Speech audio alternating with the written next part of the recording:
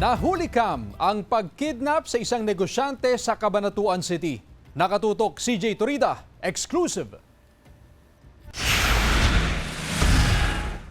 Sa kuha ng CCTV na hawak ng Nueva Ecija Police, makikita ang isang lalaki na naglalakad sa gilid ng kalsada sa Barangay Kapitan Pepe Subdivision sa Cabanatuan City, mag-aalas 8 ng umaga kahapon. Makikita rin sa video ang dalawa pang lalaki na pareho ring may takip ang mukha. Ilang saglit pa, may dumating na pulang pick-up. Bumaba roon ang isang matandang lalaki na nakasuot ng puting sando. Naglakad palapit sa pinto pero mabilis na lumapit ang dalawang lalaki. Mapapansin sa video na nagpupumiglas ang matandang lalaki. Tinutukan din siya ng baril. Sa pilitang isinakay ng tatlo ang matandang lalaki, saka sila umalis.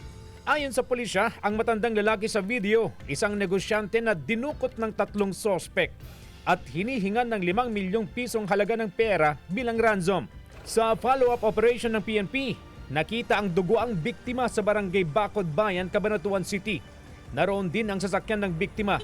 Dinala siya sa ospital. Nagkaroon ng problema yung sasakyan, na-flat, bumaba, naglakad sila at kanya-kanya na silang lulan ng mga ibang sasakyan, tricycle. Natugis din at tuluyang naaresto ang mga sospek sa San Miguel, Bulacan. Napag-alaman ang isa sa mga sospek na utak sa pagdukot, dating pulis at pinsang buo ng biktima.